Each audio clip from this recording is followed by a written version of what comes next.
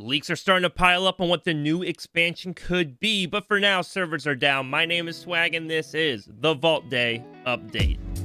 To get things out of the way first, I think I was wrong in my previous prediction for patch 10.2's release date.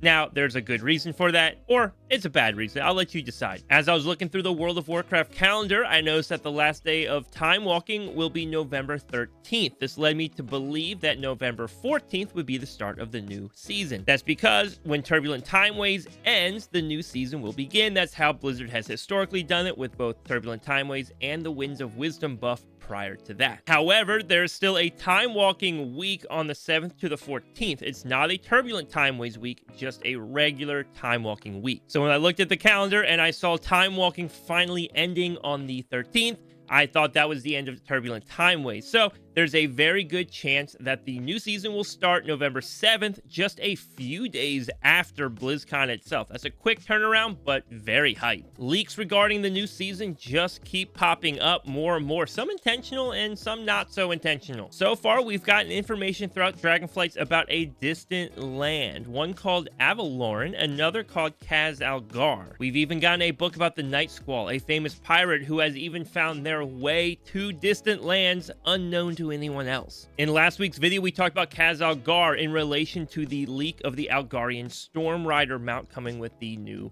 bundle for the expansion. Avaloran, though, is a continent hinted at in books found within the Dragon Isles. In the books, the Titan Keepers describe Avaloran as a distant continent full of heretics who the Titan Keepers want to stop. It even says that Odin had sent like 4 forces over to the continent to try and put an end to it, and none of it succeeded. Every force he sent over was eliminated, and so he had to give up. I like to think, though, that there's probably a connection between the dwarves of Kaz Algar and these heretics of Avaloran. Kaz Algar might just be a location within Avaloran itself. But none of that is new, right? All that is known news so far. However, there is another leak in patch 10.2 PTR of a book describing a green dragon that flew across the sea onto a new land. The book's titled Beyond the Storming Sea, and this seems to inspire people to predict that the new expansion is going to be called Beyond the Sea. I don't know if that will be the title, however.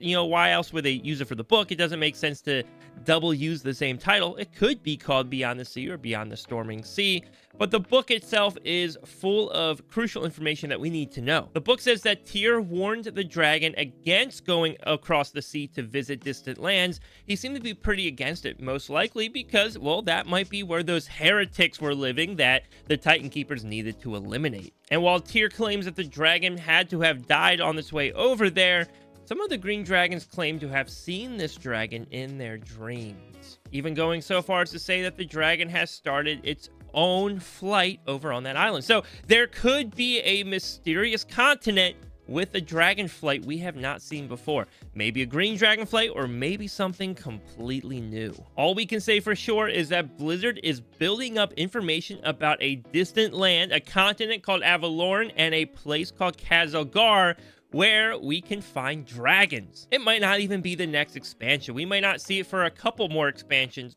but the seeds are there. There is a story to be told. We also have leaks regarding the new two-handed legendary item coming in with patch 10.2. It's just a few items that have to do with the crafting process, and so it doesn't tell us much. However, it does seem to be more in-depth than the Evoker legendary was this current season, and possibly more expensive. Just a reminder to any of my guild mates that are watching this, I get it first. Want it real bad. The Eastern Kingdoms Cup continues this week, so make sure you get those challenges done so you can get some cool rewards for your dragon riding mounts and more. Race from Nomergon to Booty Bay, October 14th for the Great Nomergon Run. Legion Time Walking is this week, so as always, you can earn extra experience and loot in Time Walking dungeons. But also, Turbulent Timeways is still in effect, so if you complete 5 Time Walking dungeons at max level, you will get a heroic raid piece of gear. And speaking of easy gear to get, this week is also the Dragonflight Dungeon event.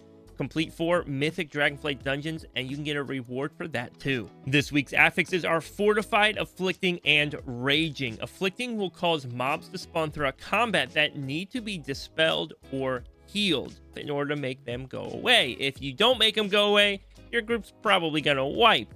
Now, one of my favorite things to do is I play a Resto Shaman. So my Poison Cleanse totem will actually take out 2 of them at once every time I put it down. That's a little secret for our Resto friends out there. Enraging causes your enemies to become immune to crowd control effects below 30% health. Be cautious and careful how you handle that. It's not too bad, but it can be an annoyance. And that's everything happening this week in the world of Warcraft. My name is Swag, and I will see you next week.